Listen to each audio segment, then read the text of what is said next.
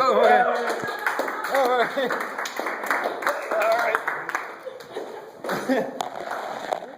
All right, thank you, sir. Yeah, all right. Okay, wow. Thank you, Tim's Cajun Kitchen. It's good to see you guys. First of all, yes, I didn't shave. No, I didn't shave. I'm sorry. I did it. Over the week. Real pants. I wore real pants. I went that far for you. I wore pants for the show tonight, as an Thank you. Yes, we're all glad I wear pants. Believe me. I didn't shave. I grew a beard over the winter because I got like pretty depressed. I got pretty depressed and I stopped shaving for a couple of months. And so people now they liked the beard. And so now then when they see I haven't shaved, they're like, oh, are you growing the beard again? And for me that feels like oh, Joel, are you going down the rabbit hole again? Are you are things getting bad? But shaving, I don't understand. It's the only situation where, like, putting a blade to your face is representing that you're psychologically sound today. I have trouble wrapping my mind around it. And, okay, and first, before we get into the comedy, guys, it is so hot. I'm not from around here. It's so hot. Who lives here on purpose? I know some people do. I didn't come here on purpose. It was an accident. But, like, this isn't a climate where, like, people should live. Like, this is 60% of the year. It feels like the heat is going to kill you. Like, we should be fleeing to somewhere more hospitable, shouldn't we? I think that's the source of Southern hospitality. I think it's because, like, half the year it feels like it's an emergency situation. And so people come up to strangers on the street and they're like, hey, it's okay. Come inside. There's air conditioning. It's going to be fine. I think that's why that's a thing. But I have to apologize. I'm an amateur. I brought my notebook up here, and yes, I spilled Chinese food on it the other day. So if while you're driving home you find out that you're hungry for comedy again, that's fine.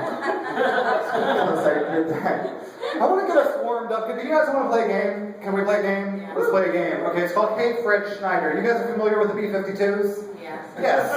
Wonderful band. Fred Schneider is the lead singer, very flamboyant. This is the game. We all together say, hey, Fred Schneider, what are you doing? Kind of like cheerleading style, you know what I'm saying? And then I, in Fred Schneider's voice, will tell you what Fred Schneider's doing. And then immediately after, you say, hey, Fred Schneider, what? And we just keep that going for a minute. You guys see it? Yeah. Oh, yeah? Okay. Yeah. Okay, ready? Here we go. Hey, Fred Schneider, what are you doing? Making a wig out of rainbow-colored pasta. Hey, Fred Schneider, what are you doing? Jogging wearing nothing but a coonskin cap. Hey, Fred Schneider, what are you doing? Paying for a salad with a box full of kittens. Hey, Fred Schneider, what are you doing? Wondering what happened to Quiche LaBelle. Hey, Fred Schneider, what are you doing? I'm doing this bit for entirely too long. Hey, Fred Schneider, what are you doing? Breaking the fourth wall. Hey, Fred Schneider, what are you doing? Starting to think that this should be my whole set. Hey, Fred Schneider, what are you doing? Stopping. I'm stopping.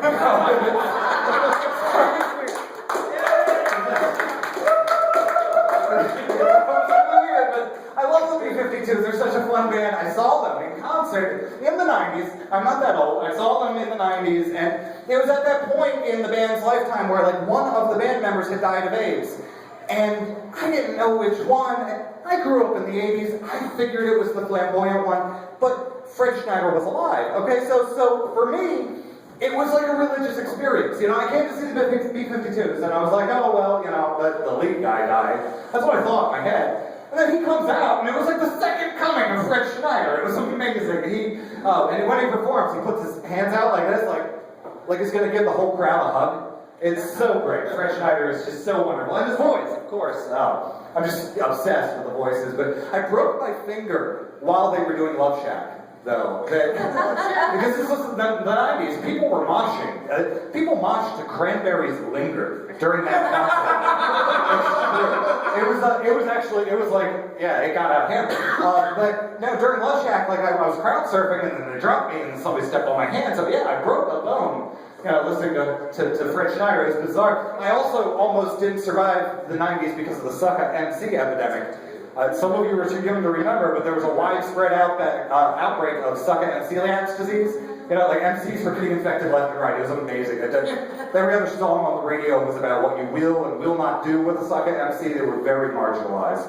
There were drinking fountains that said MC, and then drinking fountains that said sucker MC. It was a rough time for society. But I was an MC during that time. I was at risk. I was in the risk group. You know, I learned to be a radio DJ in the late '90s, and I was growing up in Baltimore. So it's amazing that I even got there because I could have been talking like this. I could have been like, "Hey, we're going down the ocean next week. You want to go, hon? Going down the ocean, hon? You want to go?" Oh man, the fire engine went by the other day. And, I could have ended up talking like that. I was lucky because Baltimore. That's how the people from Baltimore. That's how the people from Baltimore talk. They talk like that. I'm just fascinated with people's voices. You know, people have got different voices. You know, I'm not no impressionist by any means, but yeah, the people from Baltimore. I grew up on the other side of the tracks. The Northern Parkway was the tracks. If you were north of Northern Parkway, it was like the suburbs, which is like the projects in Huntsville.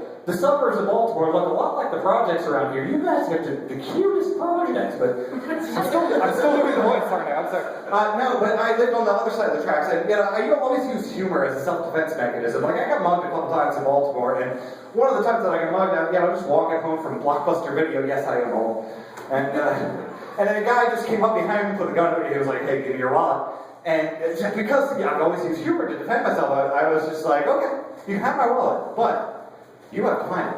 And this was the '90s. I was wearing a trench coat and like BDUs. I was a punk rocker. So I was like, I've got 17 pockets. This is going to take a minute. And he's just looking at me like, and every time I cracked a joke, I saw his finger come like, okay, now it's out of the trigger guard. You know, now the gun's down to the side. And then eventually he just put it away because he was like, this guy's no threat. You know, like that's how I've always defended myself. Like when I was a toddler, you know, my mom and dad were trying to kill each other with words, with pointy words. And so like as a 3-year-old, I was like, hey guys, I'm doing something funny, please, you know, put down the knives, hey, you know.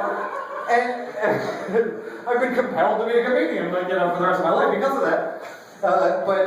You know, I don't know, because people are wonderful things. People are wonderful creatures, you know. Like getting connected with another human being it's the most meaningful thing that you can do in your life until the resources get low. And they'll claw your eyes out. They will.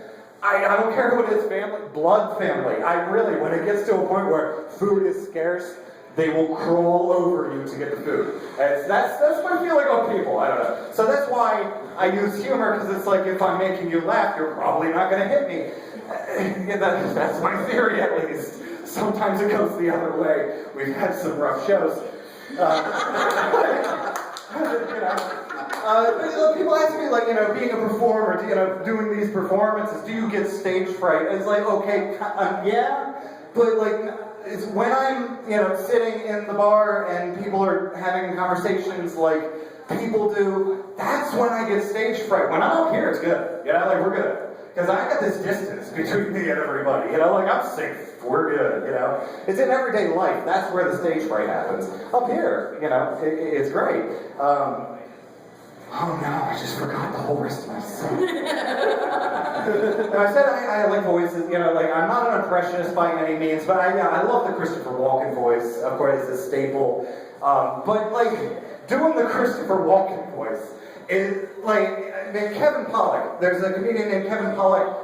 I don't know if you're familiar or not, but he does his thing is Christopher Walken. He does it better than any other. So if I'm to do the Christopher Walken voice, it's like if I took a watermelon up here and hit it with a ball-peen hammer. You know, it's like, yeah, Gallagher did it so much better. You know, so I am ashamed that I even want to attempt it, but I've never heard anybody do an impression of Christopher Walken singing the song Tyrone from Erykah Badu.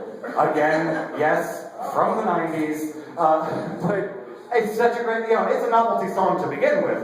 I would love to hear it in Christopher Walken's voice, but wouldn't I be such a hack if I did that? What's the thing? Do it. I'm getting tired of your shit.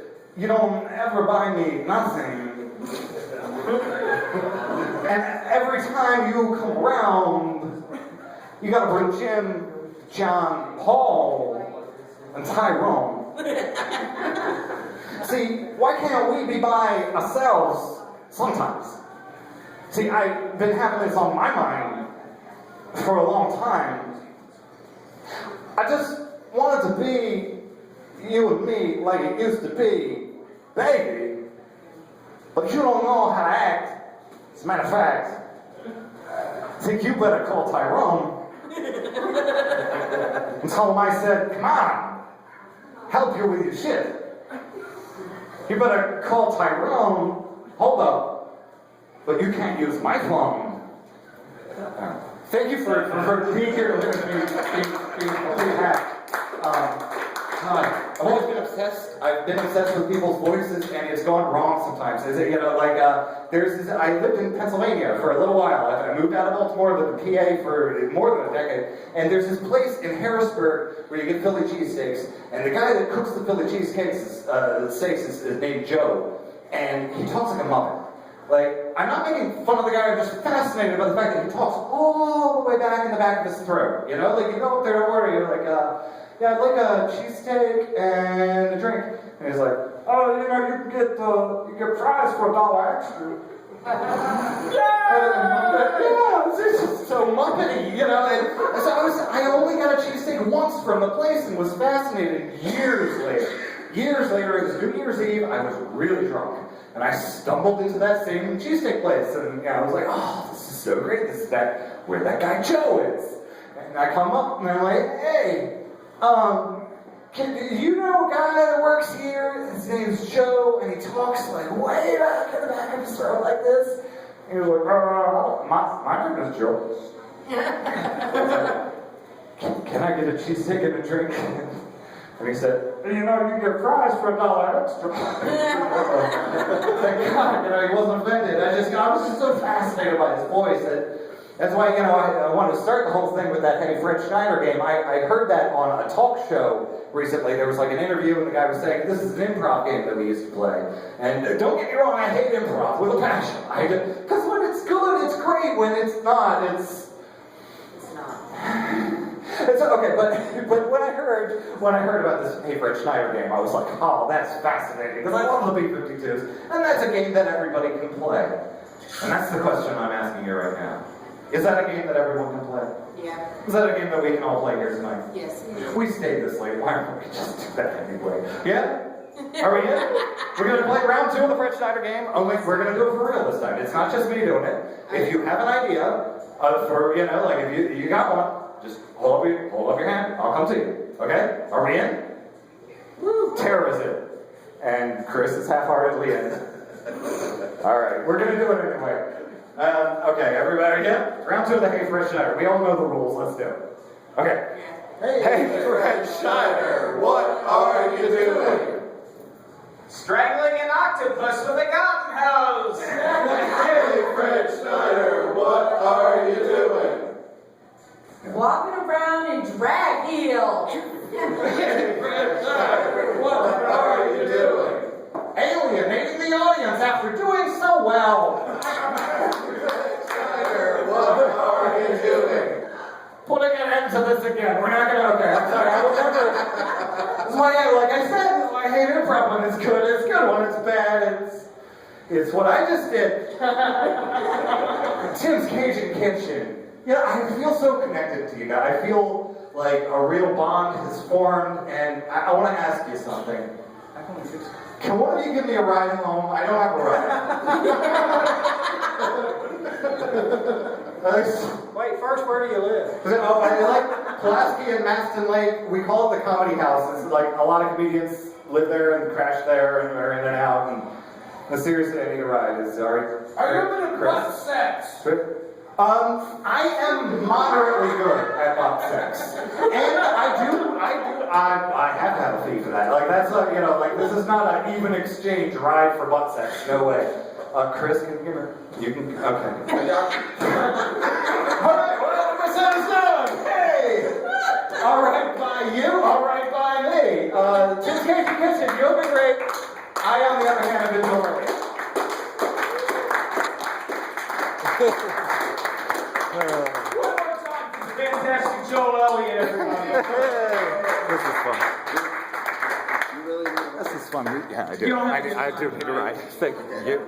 Thank you. Okay. Thank you for coming out. Thank you for sticking It's good. around. We'll be back in